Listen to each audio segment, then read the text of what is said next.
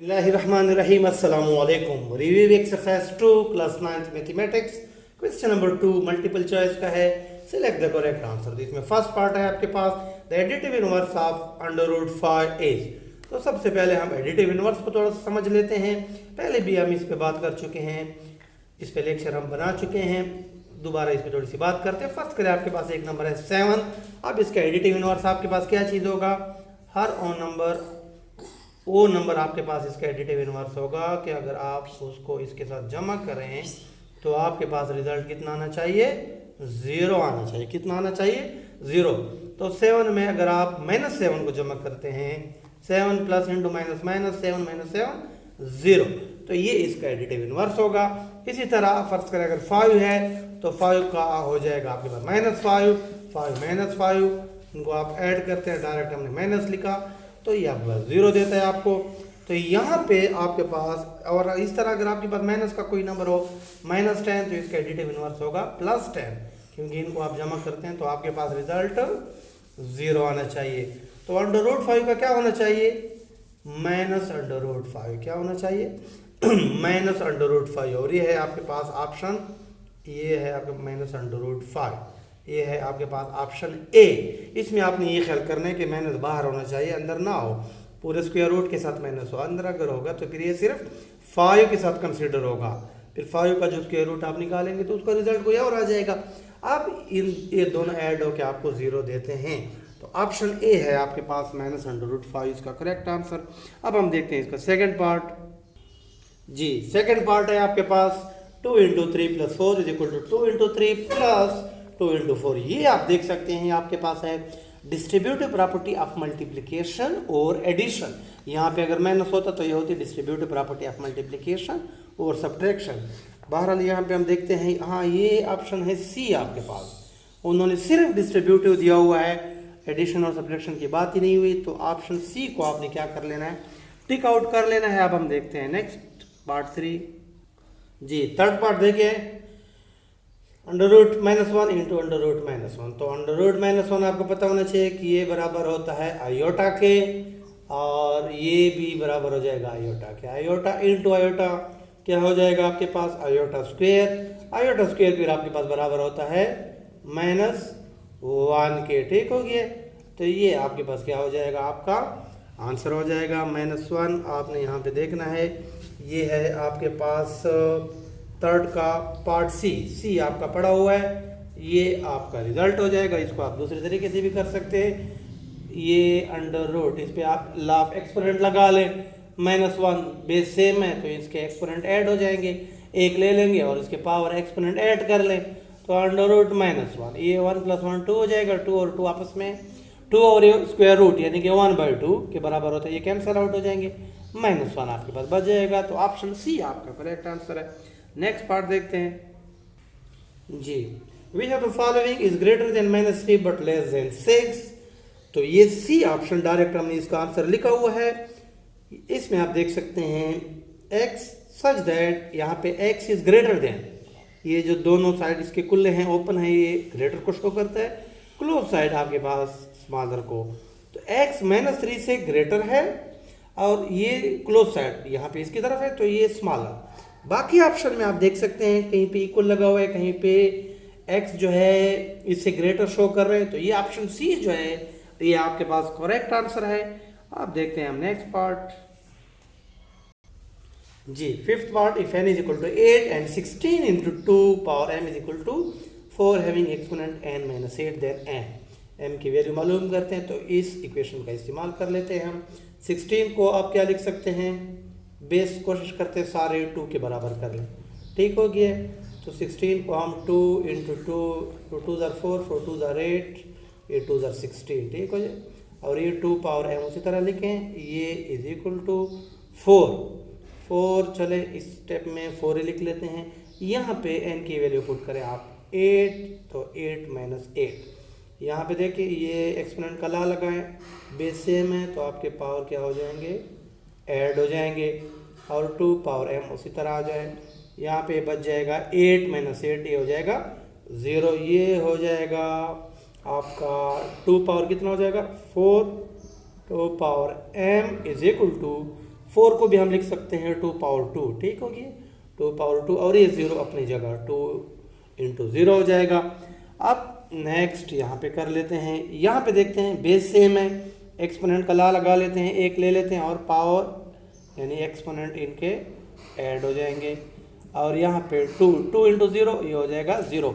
अब by comparison मवाज ना करें, इक्वल लगा हुआ है, बेस सेम है, तो पावर भी इनकी क्या होने चाहिए, सेम होने चाहिए। 4 प्लस m बराबर होगा 0 के होना चाहिए, m को यहीं पे छोड़ दें और ये 0 अपनी जगह, ये 4 प्लस में है उधर जाएगा तो ये हो जाएगा माइनस का 4। अब m is equal to 0 minus 4, तो माइनस 4 आपके पास रिजल्ट है। अब यहाँ पे हम देखते हैं ये ऑप्शन ए, तो फिफ्थ में ऑप्शन ए जो है ये आपके पास करेक्ट आंसर है।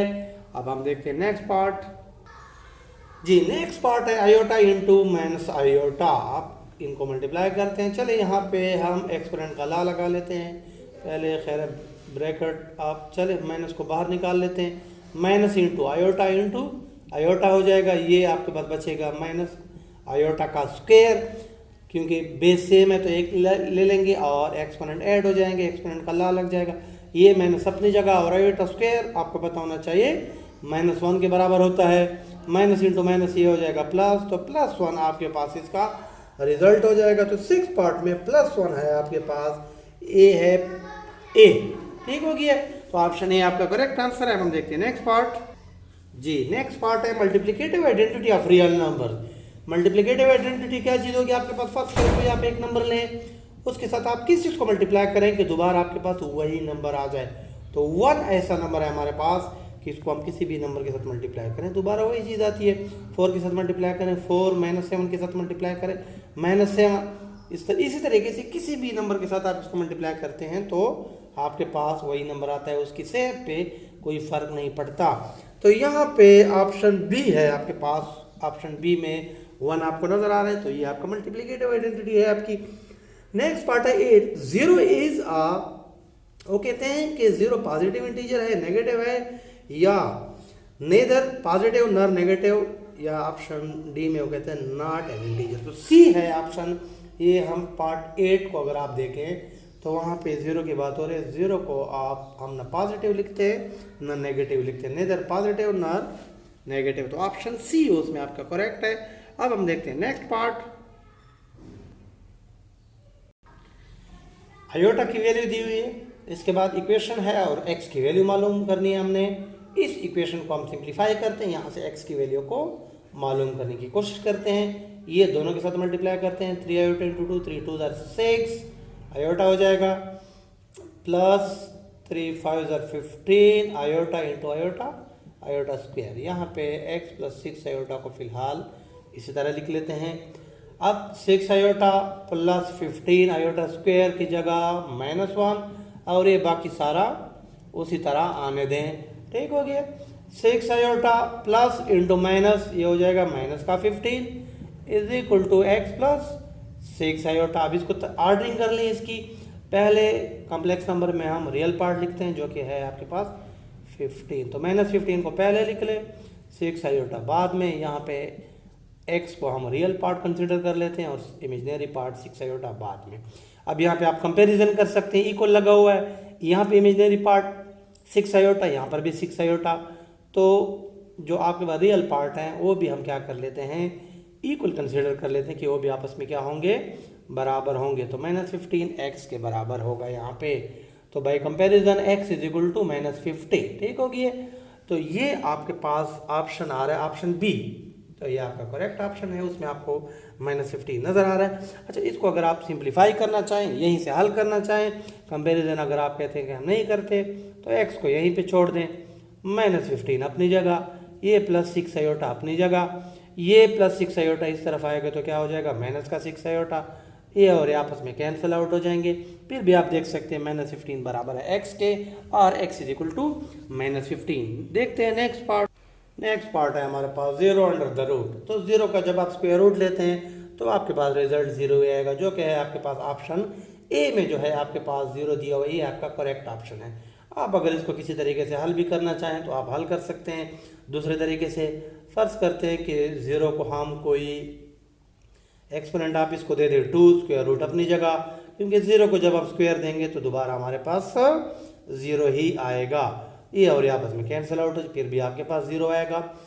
किसी भी तरीके से आप इसको कैलकुलेट करें आपके पास 0 ही आएगा। अब हम देखते हैं इस क्वेश्चन का लास्ट पार्ट। इसका लास्ट पार्ट देखें, माइनस इंटू माइनस 9 स्क्वायर और स्क्वायर रूट। आयोटा की वैल्यू भी उन्होंने दी हुई है, वैसे भी आपको पता होना चाहिए, -1/√। ठीक हो गया, तो यहाँ से इस माइनस को हम अलग कर लेते हैं। ये आपके पास जो माइनस है यहाँ पे कुछ भी है तो 1 हम लगा सकते हैं, तो ये हो जाएगा माइनस का 1 इंटू ये -9 ये स्क्वायर, इसको अलग कर लेते हैं, माइनस के साथ हमने 1 लगा लिए। अब ये जो आपके पास स्क्वायर रूट है इसको भी दे दें, इसको भी दे दें, क्योंकि दोनों पे है, तो ये इसको भी दे दें और यहाँ पे -9 को भी ये आप दे दें। ठीक हो गया। अब इसको सिंप्लीफाई कर लेते हैं, इसकी वैल्यू कितनी हो जाएगी हमारे पास, ये दिया हुआ आयोटा के, तो ये आयोटा इसकी जगह अभी से लगा लेते हैं हम। अब इसको सिंप्लीफाई करते हैं, -9 का स्क्वायर, -9 को यानी कि 2 बार मल्टीप्लाई करना है, तो माइनस इंटू माइनस कितना हो जाएगा, प्लस हो जाएगा। 9 इंटू 9 कितना हो जाएगा आपके पास, 81 हो जाएगा। तो आप इसको 81 करना चाहें या वैसे भी दोबारा 9 का स्क्वायर लिख के इसका माइनस ख़त्म करना चाहें, चले हम क्या कर लेते हैं, 81 कर लेते हैं। आयोटा ये अपनी जगह, उसके बाद अब दोबारा इसको हम 9 इंटू 9 या 9 का स्क्वायर लिख सकते हैं। अब ये और ये आपस में क्या हो जाएंगे, कैंसल आउट हो जाएंगे, क्योंकि स्क्वायर रूट 1/2 के बराबर आता है हमारे पास जब एक्सपोनेंशियल फॉर्म में जाता है। ये आपके पास बचा आयोटा इंटू 9। अब हमें पता होना चाहिए कि पहले हम रियल पार्ट लिखते हैं, उसके बाद इमेजिनरी पार्ट, तो ये आपका आंसर हो जाएगा। अब हम देखते हैं कि ये है डी, ऑप्शन डी जो है ये आपका करेक्ट ऑप्शन है। तो ये था आपका रिव्यू एक्सरसाइज में क्वेश्चन नंबर 2। उसके बाद इंशाल्लाह नेक्स्ट लेक्चर में हम क्वेश्चन नंबर 3, 4, 5 और 6 देखेंगे। तब तक के लिए अल्लाह हाफिज़।